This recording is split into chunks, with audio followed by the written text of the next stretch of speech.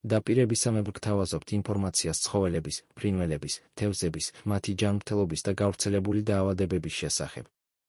ასევე მოვლის და ფსიქოლოგიის თემაზე. ქვედა საშარდე გზების დაავადებები კატებში საკმაოდ გავრცელებული პრობლემაა, რომლებიც გავლენას ახდენენ კატების შარდის ბუშტზე და ურეთრაზე. მიზეზები შეიძლება იყოს მრავალფეროვანი, მაგრამ ყველაზე გავრცელებულია იდიოპათიური ცისტიტი. ეს არის ყველაზე ხშირი მიზეზი, განსაკუთრებით ახალგაზრდა და საშუალო ასაკის კატებში. მისი ზუსტი მიზეზი უცნობია, მაგრამ სტრესი მნიშვნელოვან როლს თამაშობს. შესაძლო გამომწვევებია გარემოს ცვლილება, გადაადგილება, ახალი ცხოველის გამოჩენა, კონფლიქტი სხვა კატებთან, არასაკმარისი თამაში და გართობა, შეზღუდული წვდომა საკვებთან და წყალთან, არასათანადო ჰიგიენა, დაბინძურებული ტუალეტის ყუთი. შარდის კრისტალები და ქვები უროლითიაზი. შარდში არსებული მინერალები შეიძლება გაერთიანდნენ და წარმოქმნან კრისტალები ან ქვები. ყველაზე ხშირად გვხვდება სტროვიტის და კალციუმის ოქსალატის ქვები. ისინი შეიძლება გაჩნდნენ არასწორი კვების გამო, რაც იწვევს შარდის pH-ის ცვლილებას. წყლის არასაკმარისი მიღების გამო, რაც იწვევს შარდის კონცენტრაციას. ზოგიერთი კატა გენეტიკურად უფრო მიდრეკილია ამ პრობლემისადმი. საშარდე გზების ინფექციები, ბაქტერიული ინფექციები ნაკლებად ხშირია კატებში, ვიდრე ძაღლებში, მაგრამ შეიძლება გამოიწვიონ ცისტიტი. ინფექცია შეიძლება მოხდეს სხვა დაავადებების ფონზე. იმუნიტეტის დაქვეითების დროს. კათეტერიზაციის შემდეგ.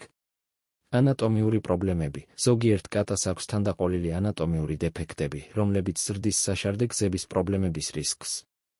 სიმსივნეები. იშვიათად საშარდე გზებში შეიძლება განვითარდეს სიმსივნეები, რომლებიც იწვევენ მსგავს სიმპტომებს.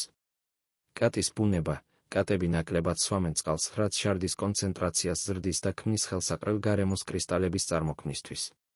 სტრესი. კატები ძალიან მგრძნობიარენი არიან სტრესის მიმართ და ეს იწვევს ჰორმონალურ ცვლილებებს, რომლებიც ხელს უწყობენ განვითარებას.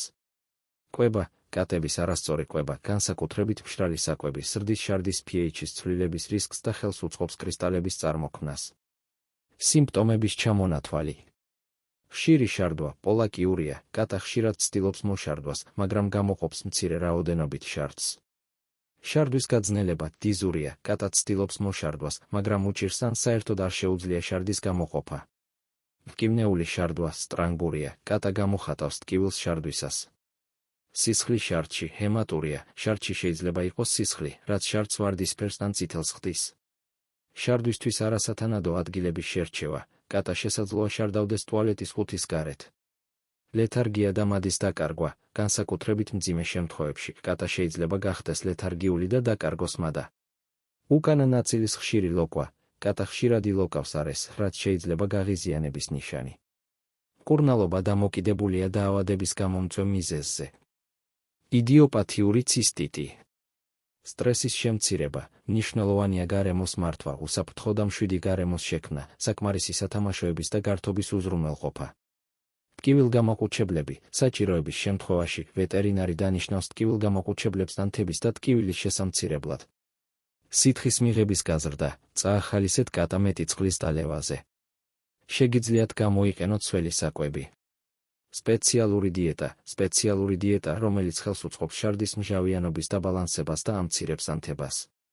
ანტიდეპრესანტები, ანქსიოლიტიკები. ზოგიერთ შემთხვევაში ვეტერინარს შეუძლია დანიშნოს ანტიდეპრესანტები ან ანქსიოლიტიკები სტრესის მართვისთვის. შარდის კრისტალები და ქვები, უროლითიაზი. სპეციალური დიეტა. დიეტა, რომელიც ხელს უწყობს შარდის მჟავიანობის სასურველ დონეზე შენარჩუნებას და ხელს უშლის კრისტალების წარმოქმნას.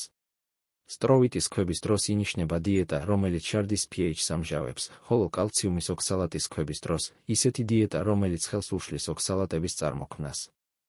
მედიკამენტები. ზოგიერთ შემთხვევაში ვეტერინარი დანიშნავს მედიკამენტებს, რომლებიც ხელს უწყობენ ქვების დაშლას. ქირურგიული ჩარევა. თუ ქვები დიდია ან არ ექვემდებარება დაშლას, საჭიროა ქირურგიული ჩარევა. კათეტერიზაცია. თუ ურეთრა დაბლოკილია ქვებით, საჭიროა შარდის ბუშტის კათეტერიზაცია. საშარდე გზების ინფექციები. ანტიბიოტიკები. ვეტერინარი დანიშნავს ანტიბიოტიკებს ბაქტერიული ინფექციის სამკურნალოდ. სითხის თერაპია. მნიშვნელოვანია სითხის მიღების გაზრდა ინფექციის განკურნების პროცესის დაჩქარებისთვის. ანატომიური პრობლემები შეიძლება საჭირო გახდეს ქირურგიული ჩარევა ანატომიური დეფექტების გამოსასწორებლად. სიმსივნეები მკურნალობა დამოკიდებულია სიმსივნის ტიპზე და შეიძლება მოიცავდეს ქირურგიას, ქიმიოთერაპიას ან რადიოთერაპიას. სამკურნალო მედიკამენტების ჩამონათვალი. ტკივილგამაყუჩებლები, მელოქსიკამი, რობენაკოქსიბი, ანტიბიოტიკები, ამოქსიცილინი, ენროფლოქსაცინი, ცეფალექსინი, სპაზმოლიტიკები, პროპანტელინი, ანქსიოლიტიკები, ანტიდეპრესანტები, ფლუოქსეტინი, ამიტრიპტილინი, სითხის თერაპია, რინგერის ხსნარი, ფიზიოლოგიური ხსნარი, მედიკამენტები ქვების დასაშლელად, ამონიუმის ქლორიდი სტროვიტის ქვებისთვის. დააკვირდით კატის ქცევას, თუ შეამჩნევთ რაიმე ცვლილებას შარდის ჩვევებში, დაუყოვნებლივ მიმართეთ ვეტერინარს. უზრუნველყავით წყლის ადეკვატური მიღება, მიაწოდეთ კატას სუფთა წყალი ყოველთვის. გამოიყენეთ სველი საკვები, წყლის შადრევნები, რათა წაახალისოთ წყლის მიღება. გამოიყენეთ ხარისხიანი საკვები, შეარჩიეთ მაღალი ხარისხის საკვები, რომელიც შეესაბამება კატის ასაკს და საჭიროებებს. კონსულტაცია გაიარეთ ვეტერინართან, რათა შეარჩიოთ სწორი დიეტა. დაიცავით ჰიგიენა, რეგულარულად გაწმინდეთ ტუალეტის ყუთი. შეამცირეთ სტრესი, შექმენით კატისთვის მშვიდი და უსაფრთხო გარემო.